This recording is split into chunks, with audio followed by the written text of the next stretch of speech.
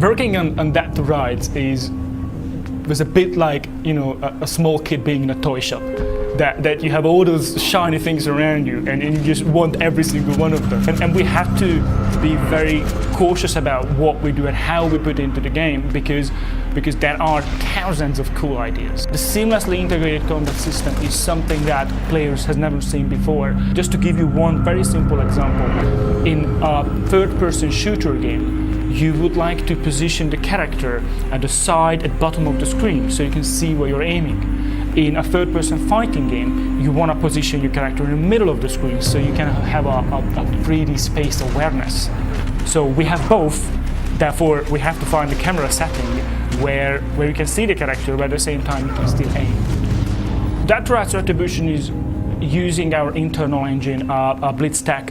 We're quite proud of this engine. It's a very, very strong platform for us. We applied a dynamic lighting to the whole game, which means that we do not have any baked-in shadows. That gives a very distinct and very unique look to the game.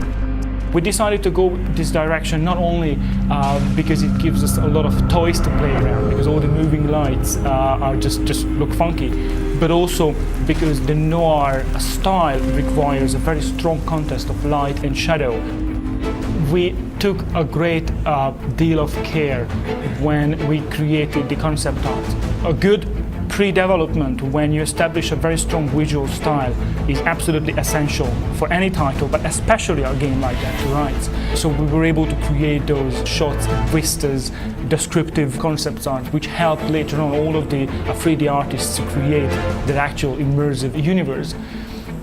The best way to describe the gameplay of That to Rights is to describe a scene. So you as a player, you step in a room and then suddenly you find yourself surrounded by 4 guys. You can grab one of the guys in one side, throw him, then you can do a kick to the back, so you can do a set of combos and an execution move. Still you have time to take out your gun, do a headshot on one of them and set your dog on the last one and listen to him screaming as you walk away.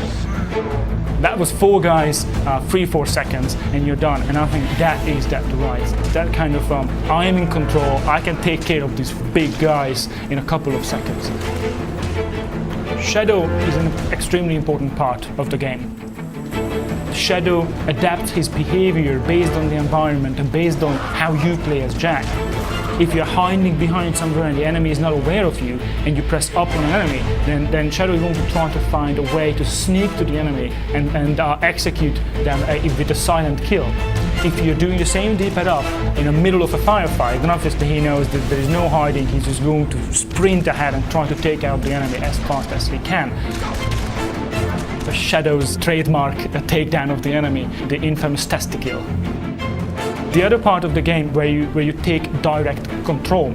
These are the main Shadow playable sections, are all about stealth, all about sneaking around, taking enemies out silently. For example, there is a guard, I can bark to draw attention, they can, they check out the noise so I can take them out, drag the body somewhere so I can hide them so the other guard. In That to Rights there are just hundreds of good bits. Every single time you play, you're going to have a different experience. I personally, and we as a team at Volatile Games, we definitely learned that you can dream big. You can go for something which people wouldn't expect from you.